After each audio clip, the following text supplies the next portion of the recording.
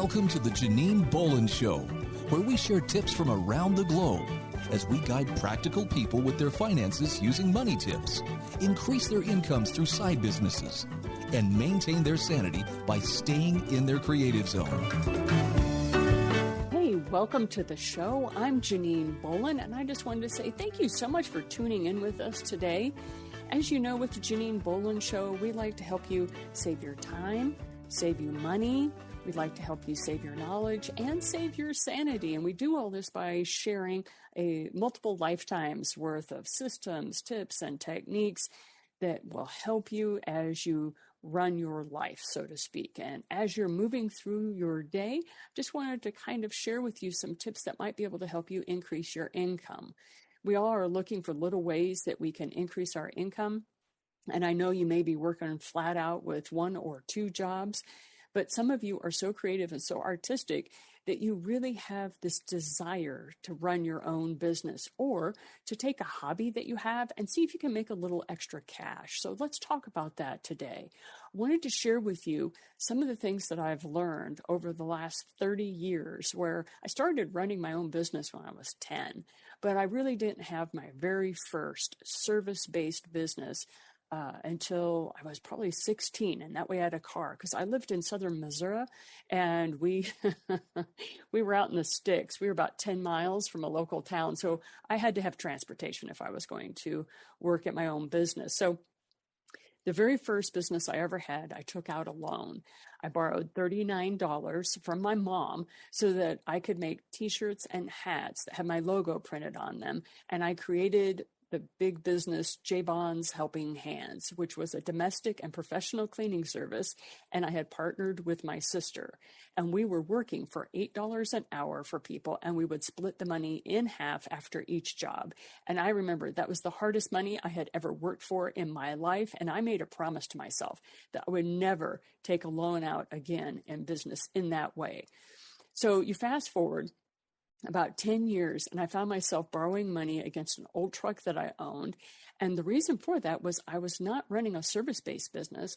I was running my Mary Kay business, and I needed $1,000 from the bank so I could get enough product so I could get rolling with my customers. Now, that loan was paid off in just a few months, and I was given a lifetime of training from the systems that Mary Kay Ash used to train her consultants during that time. Just wanted to let you know, if you've never run a business before in your entire life, if you've never had experience with that, I highly recommend that you join an MLM or a multi-level marketing type firm that has products or services that you really love, like you use them yourself. And the reason I recommend that is it is great training on how to run a business. They will teach you the systems necessary. There's also some short courses I offer that help you with, how to build a business. But if you wanted something where you are running products and services that are already in hand, you can do that with an MLM. But let me tell you something. I was not a person that wore a lot of makeup, but Mary Kay Ash, I absolutely love that group. I love that MLM because, and technically they don't consider themselves an MLM because the company will actually give you commissions on some of the stuff that you do. But I will be forever grateful for their training programs, the upline that I got to work with, as well as all the women that I was able to help to look and feel better about themselves, not only because of the products we were selling, but also because of the self-employment. I was able to pay off that loan I got from the bank, and I made so much money that my husband and I were able to take a 30-day trip around the United States in an RV after only 18 months. So it was through these businesses and 12 others that I learned how important it was to have systems so that you could sustain your business. Business owners are highly creative problem solvers and artists, although they may not see that in themselves. Many of the solopreneurs flat out have told me, I'm not an artist. But when I would look at how they would solve some of their problems, I have to disagree. They are amazingly talented and gifted people. And it was because of their mental gifts as well as their physical adaptability that they needed to work a side hack. I mean, why? Just because working a full-time job kept food on the table, but it wasn't enough to keep their minds engaged. And that is what most entrepreneurs are seeking. is they're seeking out a way to have some sort of self-expression, or they see a problem that needs to be solved and they want to attack it their way. So as a solopreneur, we wear many different types of hats as we run our business. It is important that you pay special attention to your calendar when you're setting up your work week. Remember the old adage, know the difference between working in your business and working on your business. As a young business owner, I heard that statement a lot from the top salespeople of the day, such as Brian Tracy, Earl Nightingale, and Lloyd Conant. All of them were talking about this, how you needed to work on your business. And then there were times you needed to work in your business. I really didn't understand what the difference was, but as I began to decipher that, it would take me 7 years to fully understand the difference. And when I did, it revolutionized the way that I thought about my own business and the way that I would begin to run the businesses that I created. I call it the 4 critical hours. Now, these critical 4 hours that I'm going to share with you are the core of working on your business. Now, this is the time that you will spend each week on your business that helps you keep it profitable, keeps a steady stream of new prospects, clients, and customers walking through your doors or messaging you on your phone. And it is an organic way to build a business. It allows you to continue to live a high quality lifestyle without your business consuming every waking hour.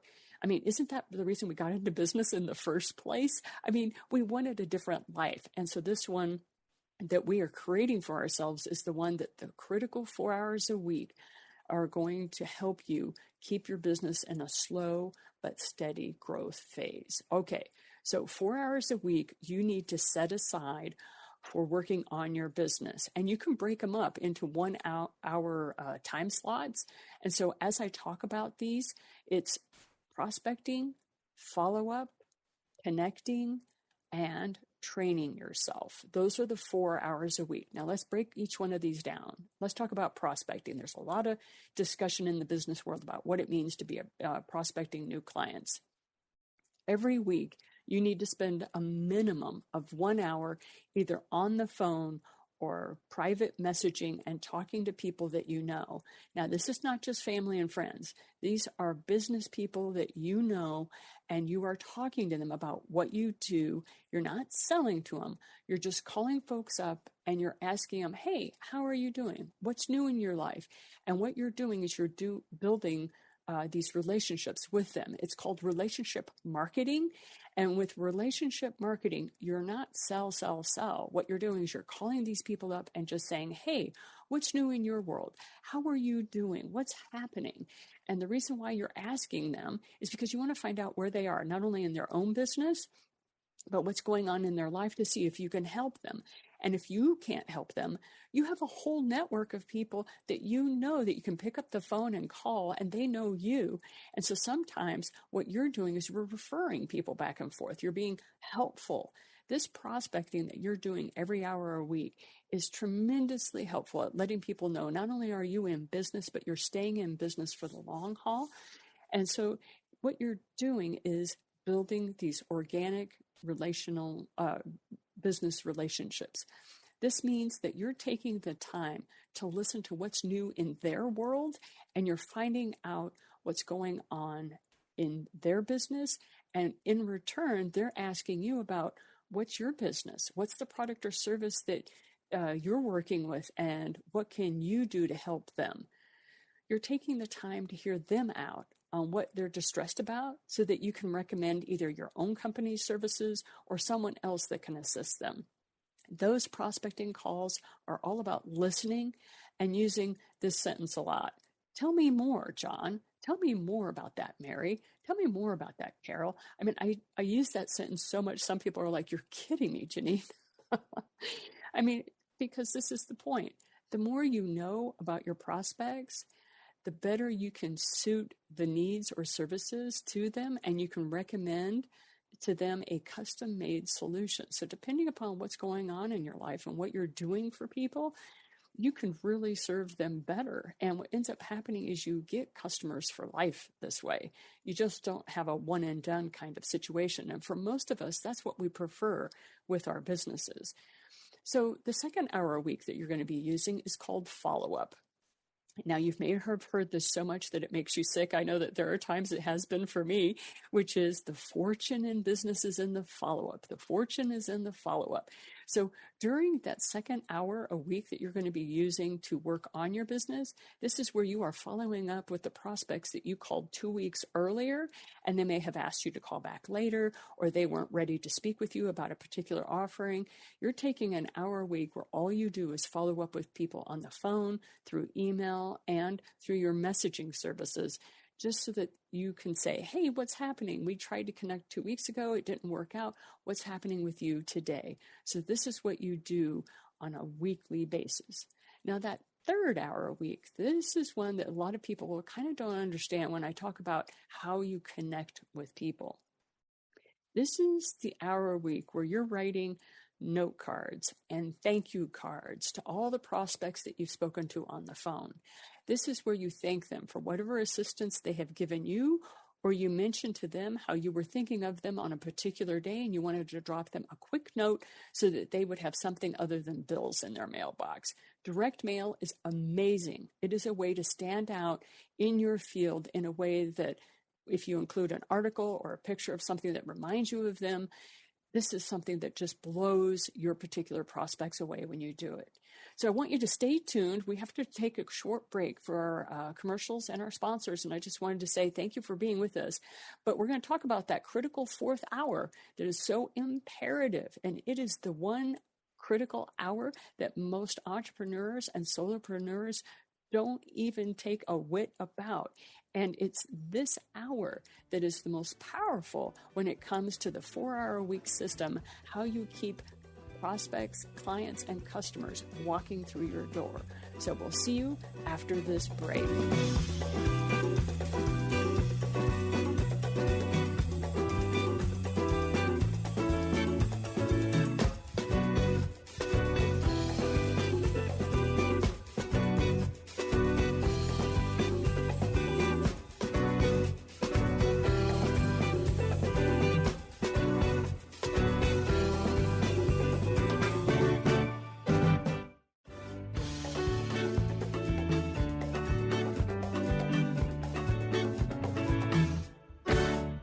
Welcome back. What we were talking about before the break was the 4 critical hours a week that you need to be spending on your business so that you can build it. This 4-hour-a-week system is something that I learned the hard way. It took me almost 7 years to get it down to a system for myself. And the aspect of it that is the most powerful is it builds lifetime clients and customers. It is amazing. Now, if you're one of these businesses that's like a dropship business or something like that, where it's a kind of a one and done sort of system or business, this system may not be perfect for you. This may not be something that you want. However, I've found it very rare that a business did not find this critical 4-hour-a-week system that I use to be not profitable for them. What you're doing is you're building your business organically through relationship marketing. And that's a big thing these days is relationship marketing. Well, really all it is this 4 hours a week that we were describing and talking about is you spend 1 hour a week where you're doing nothing but prospecting, 1 hour a week where you do nothing but follow up. I mean, this is at the minimum. Some of you have businesses out there where you need to do more than just an hour a week, but I'm making the assumption that you're working full time. And so you need to keep that in mind as well, right? And so that 3rd hour a week is where you're connecting with people on Facebook and LinkedIn and that sort of thing. And you're also sending those thank you notes. That's what we were talking about right before the break, was direct mail is an amazing way to stand out in your particular field, especially if you slip in like an article or a picture of something that reminds you of the person that you were talking to.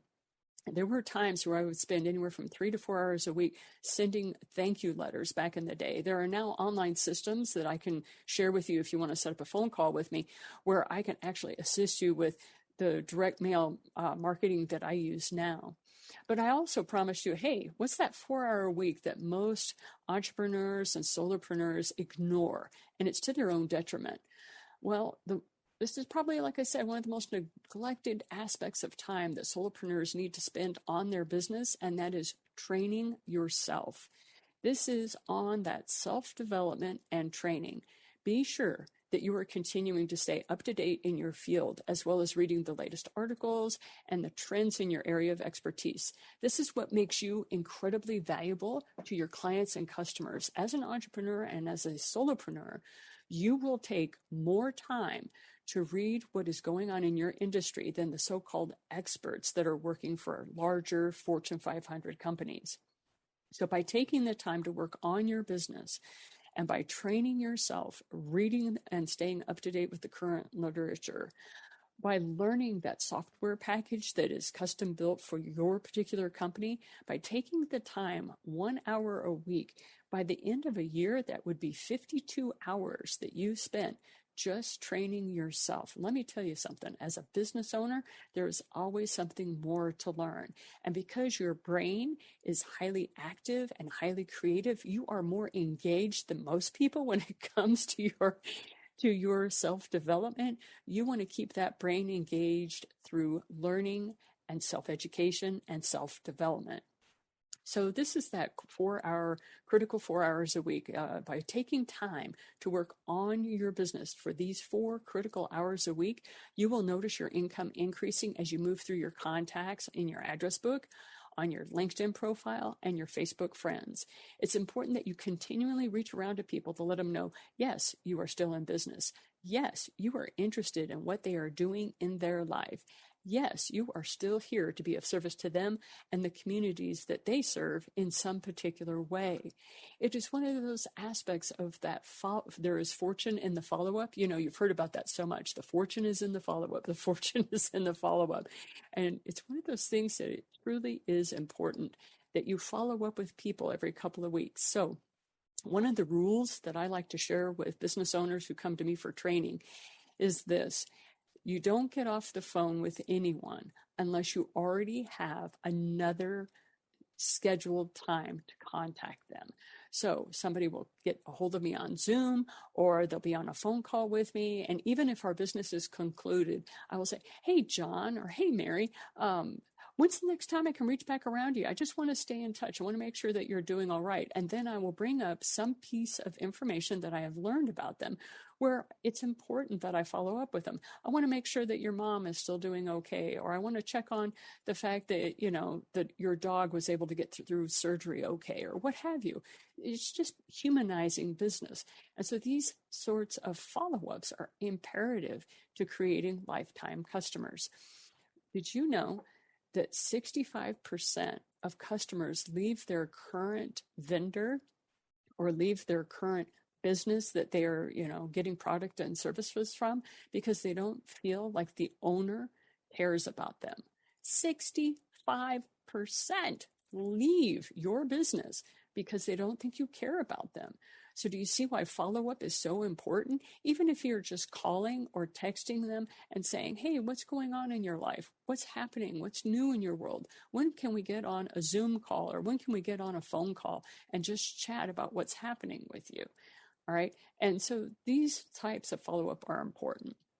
Now, I have some business owners that come to me and say, Janine, I just don't know how to get new clients, or I just don't know anybody. This happens a lot with folks who have been working for other people full-time for so long that they are like, okay, I just don't know, I just don't know who to talk to. I don't want to hit my family up with my new MLM business, or just because I'm new in business, I don't want to talk to my family and friends about it. And I recommend that you do talk to your family and friends, but you say this. You go, hey, so-and-so, a friend that you haven't talked to in 2 years. Hey, I just got into business for myself. And don't worry, I'm not trying to sell you. I just wanted to let you know I've just gotten into a new business and I'm offering new, let's say, graphic design services for logos. Do you know of anybody that is looking for a graphic designer? And they may say, well, no, not off the top of my head, or what have you.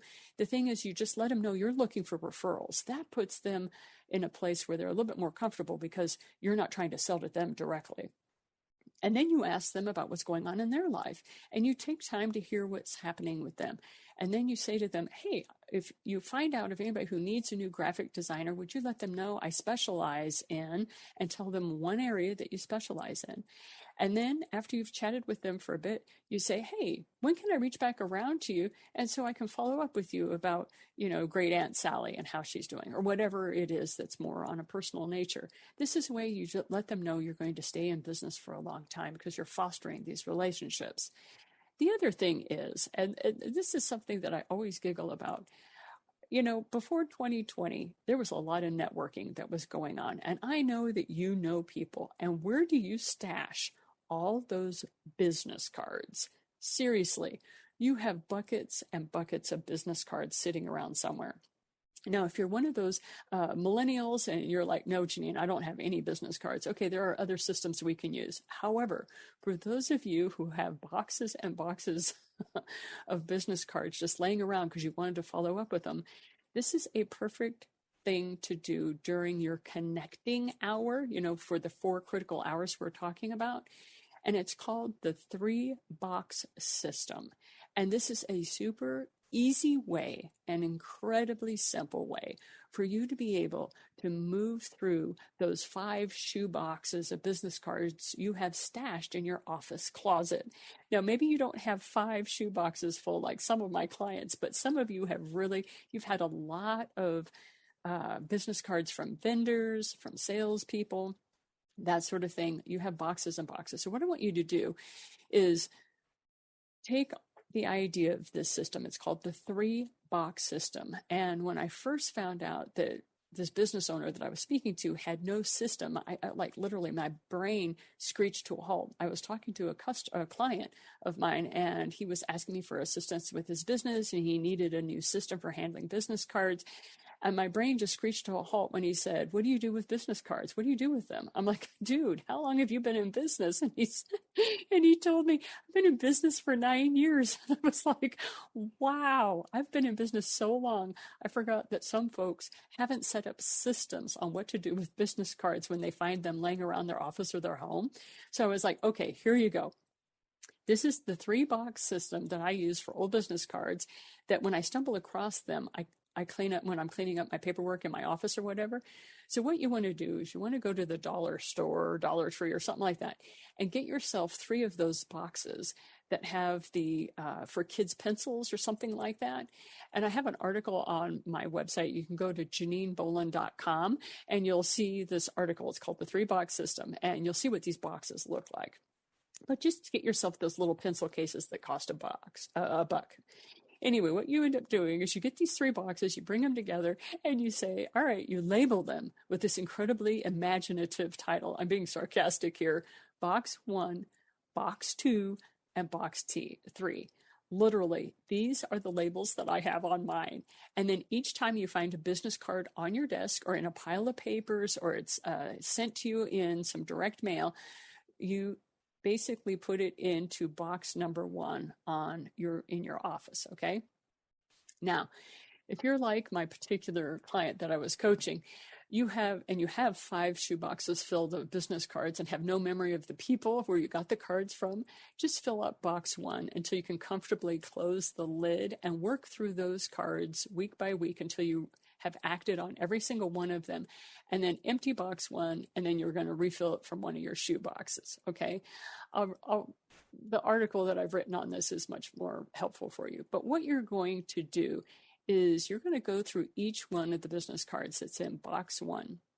And I have an 8-step system that I use with each one of those business cards. And it's a wonderful system because you can move through these potentially new clients, customers, and these people, because they're considered warm clients at this point, or they're considered warm prospects. Why? Because you have their business card.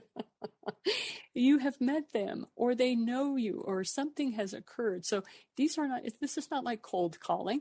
This is not like you've purchased a list from somebody. These are people you know. So we have to make a quick station break. And when I come back, I'm going to chat with you about this 8-step system for moving through those particular business cards as you get ready to prospect this group of clients and customers.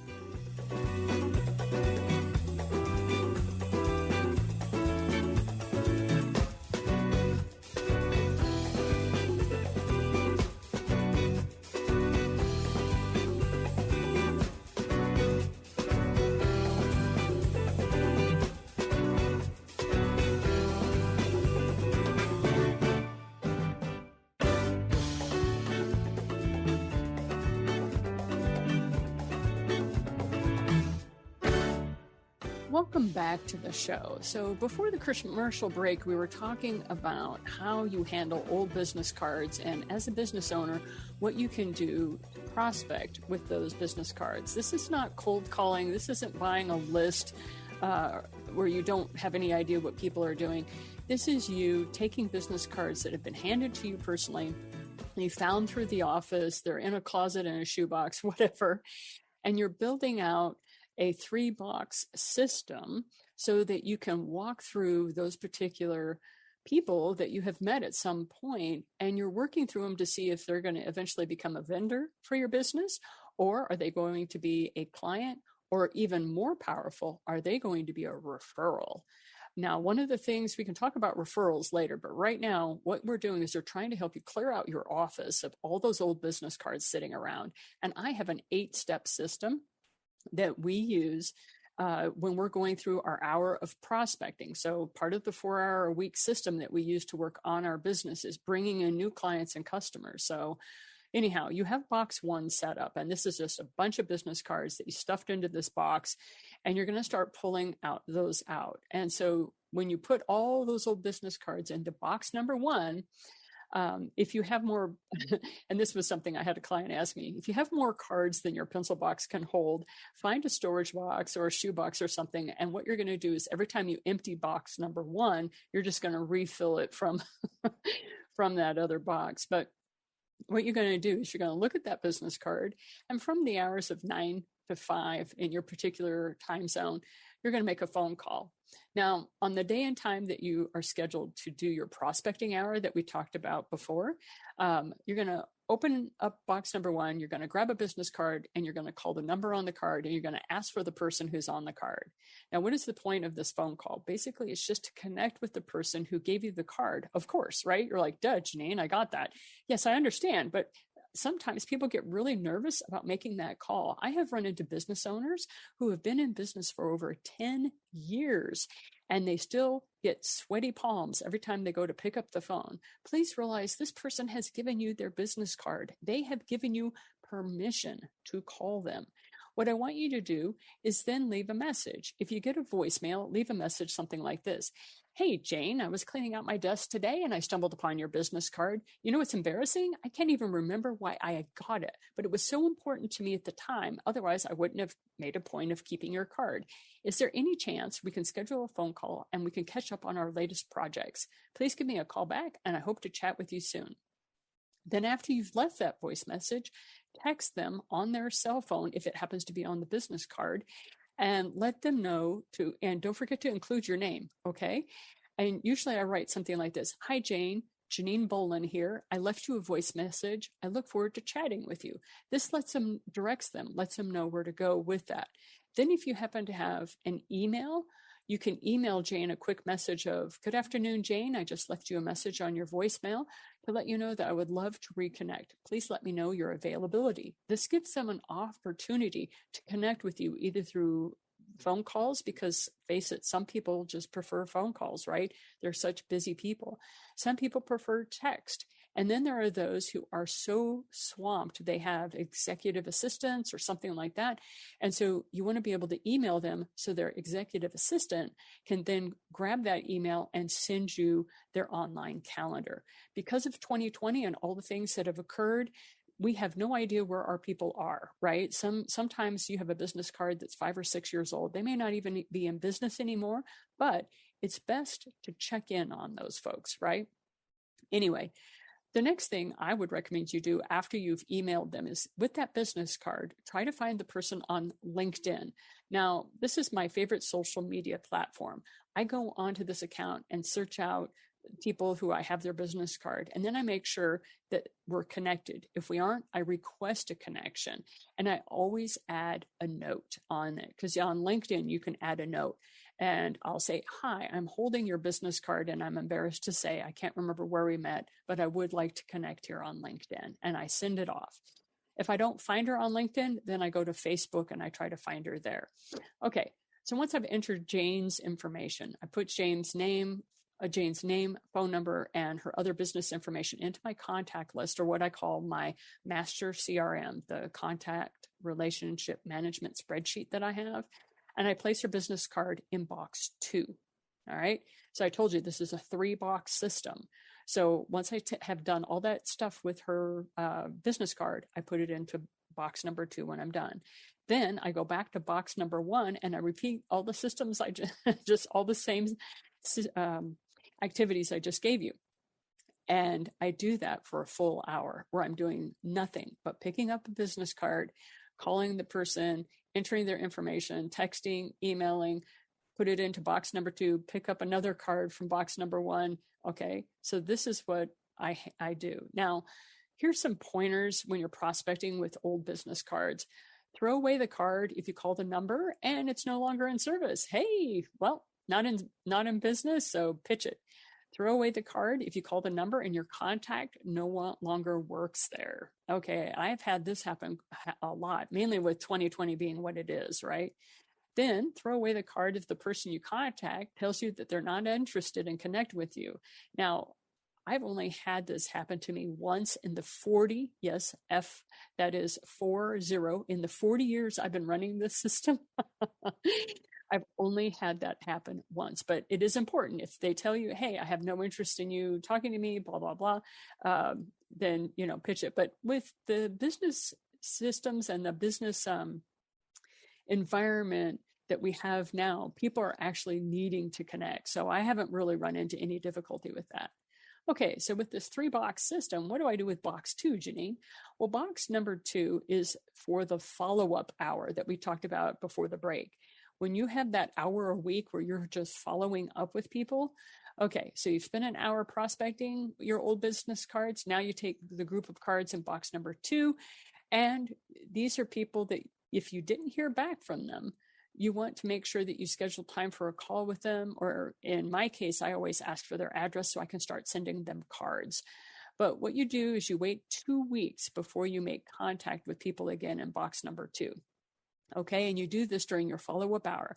You grab box number 2, you call the folks you left messages for the 2 weeks prior, and then you put that information in your master client relationship spreadsheet, your master contact sheet.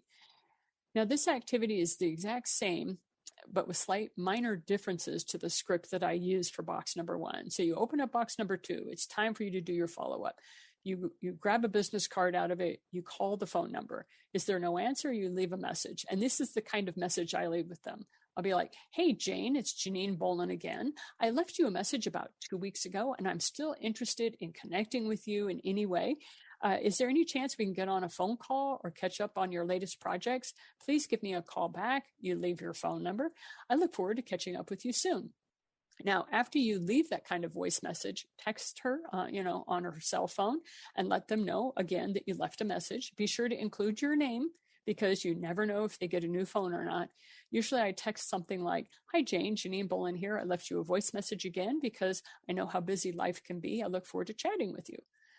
Then I email Jane a quick message like, good afternoon, Jane. I just left you a message on your voicemail. Let me know your availability over the next few weeks so that we can reconnect. I put Jane's business card in box number 3.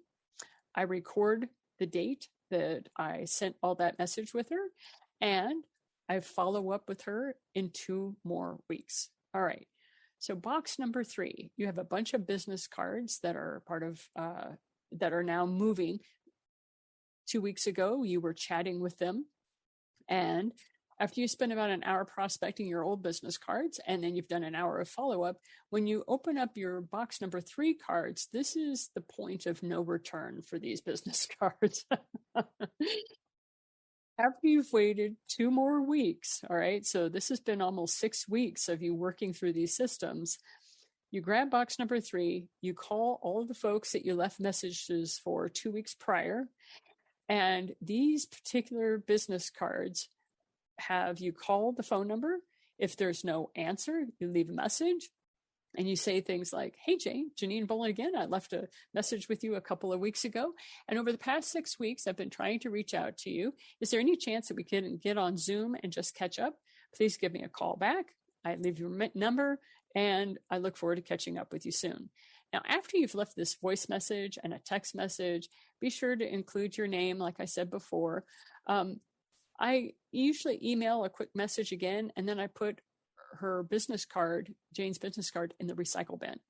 Since Jane has chosen not to respond to me with the different messages that I've left over a 6-week period, I don't follow through with her any longer. At some point, she may reach out to me because she may find messages on Facebook or LinkedIn, but I don't actively go after her, because one of the things I like to share with people is you don't want to go after your clients or your prospects like you're hunting them, right? You're really just wanting to connect with them, because as you know, it's a numbers game when it comes to business. It takes time to foster relationships. It takes an investment to foster these relationships. And so I just want to remind you that with all of this work that we're doing, that we're making it super easy on ourselves, but it's very important that we take moments to just reflect on what may be going on in other people's lives as well.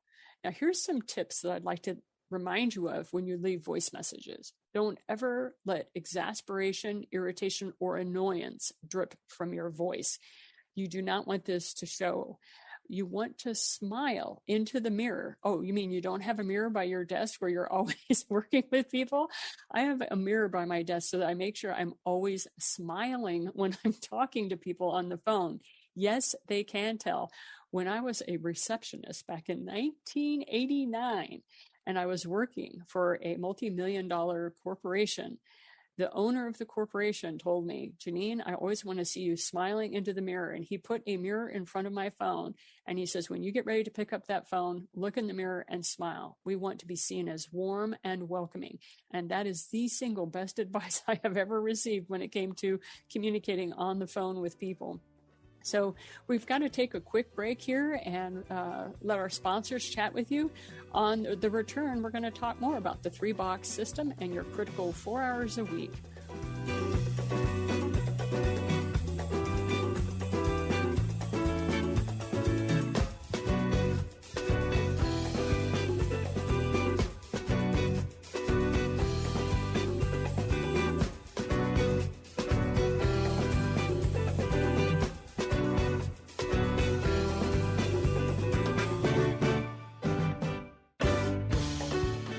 Welcome back.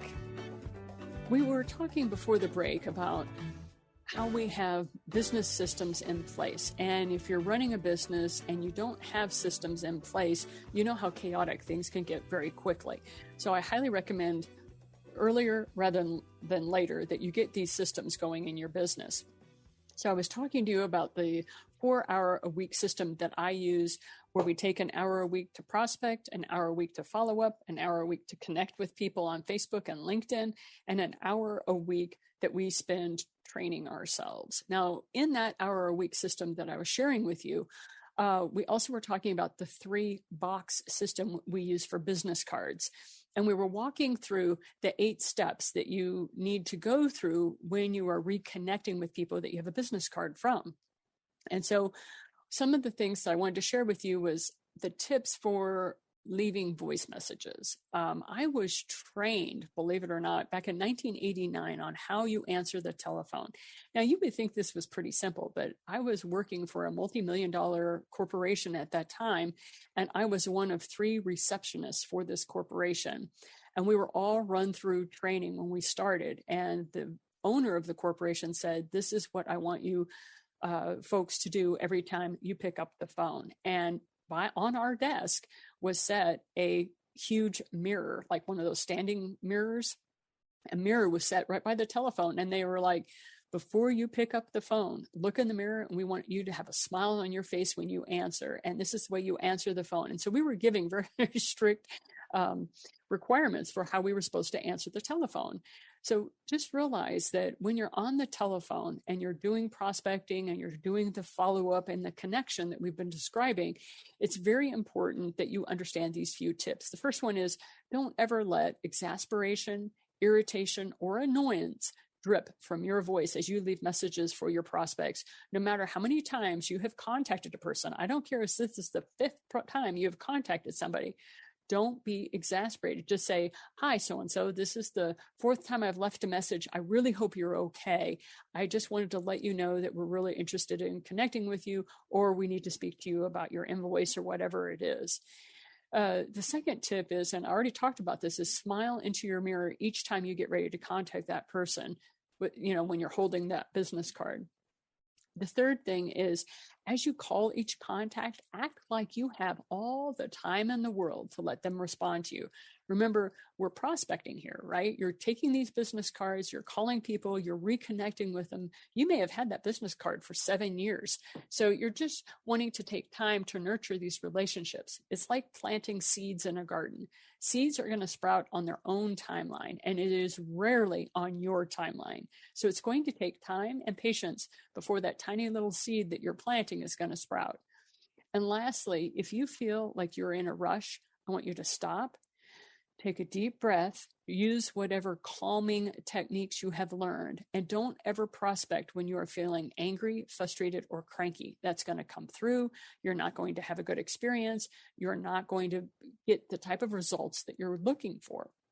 So with this 3-box system that we've been talking about, just want to let you know, it kind of grew out of my own personal need to gain control over the paperwork that was flooding my workspace. As you are networking, I just wanted to let you know, I've had people, 5 to 10 people, handing me cards and asking me to follow up with them. And it became obvious as I did all this networking back in 2018, 2019, that I wasn't going to be able to keep track of all this paper online as much as I would love to. So it calms me down to be able to take these business cards.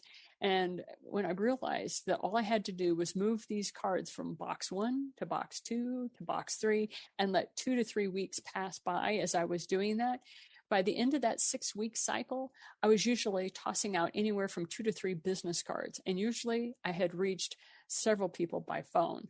I got an email with their calendar link, or they contacted me through Facebook or LinkedIn. And so I just wanted to let you know, I actually have had LinkedIn connections that were over 6 years old, and they contacted me just out of the blue by me using this system.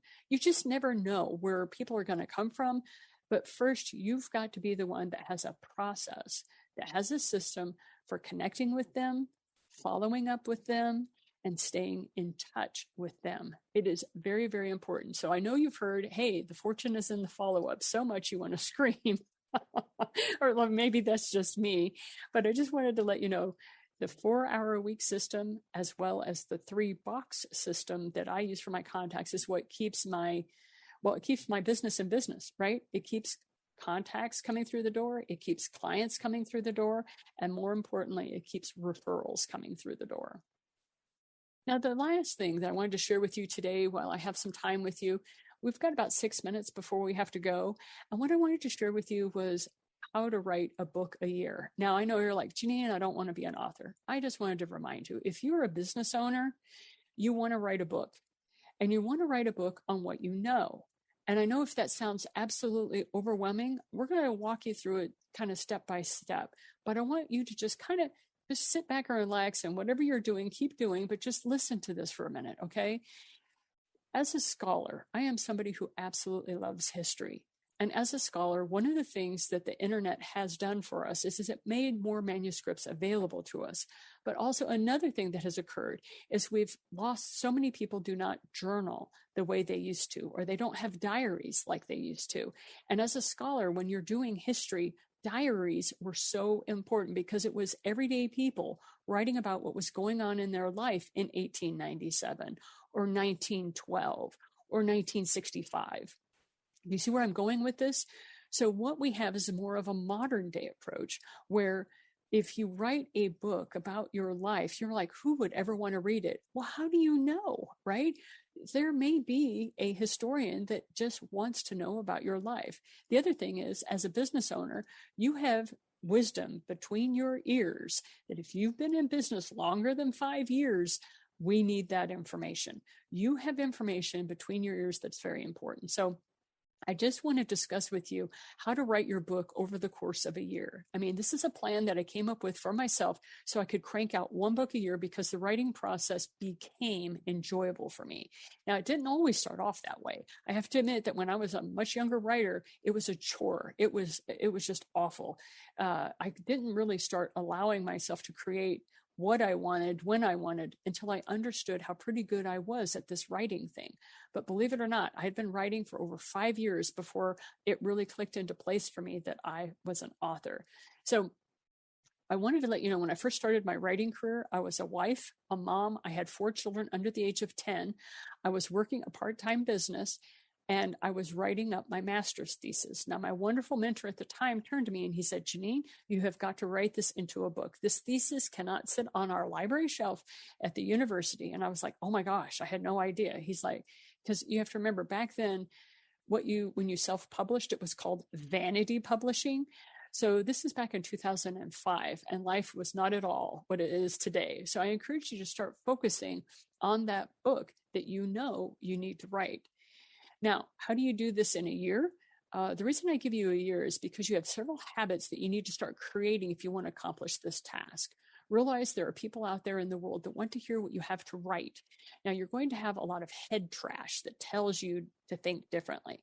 So just keep listening to what I share with you over the course of the Janine Bolon Show. We broadcast every week.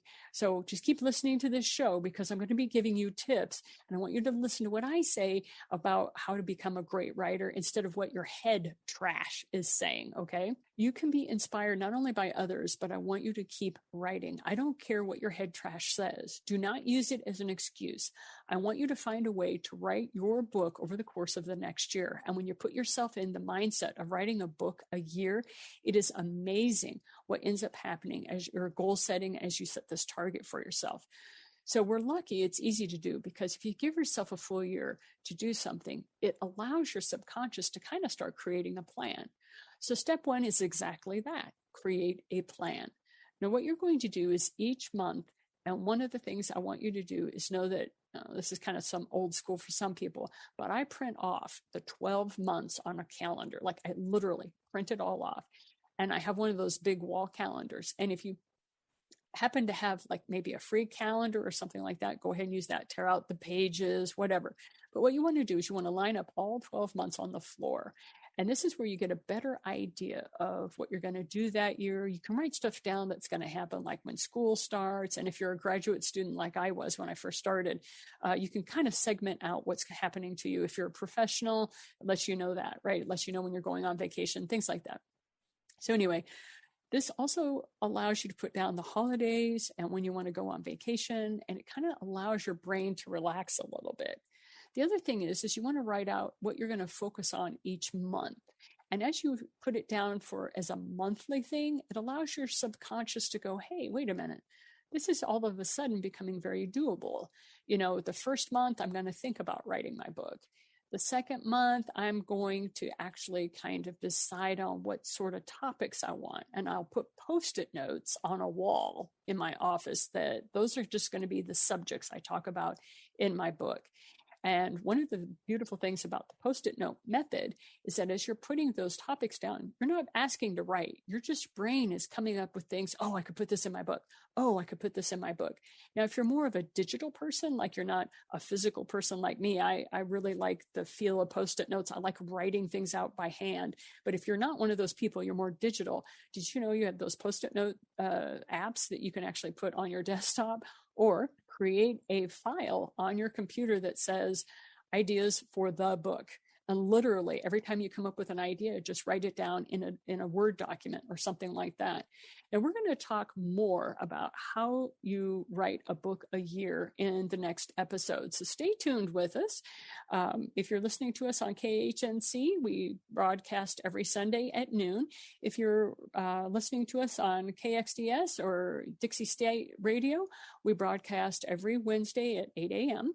And we also have a website, the JanineBolonShow.com, where you can go and listen to previous episodes, because we're one of those crazy shows where we have content that we're constantly giving every week to help you make your life better financially, your time management, how to save your knowledge, how to save your sanity as we move through this world together. Thank you so much for listening to this show, and I hope to hear from you. Please give me an email at janine@the8gates.com. Love to hear from you. Have a great week, and we'll talk to you soon. Thank you for listening to the Janine Bolon Show. Be sure to subscribe to our show notes by going to the JanineBolonShow.com, where you'll find additional resources as well as the opportunity to sign up to receive our program in your email each week. Be sure to visit our sponsor at the8gates.com.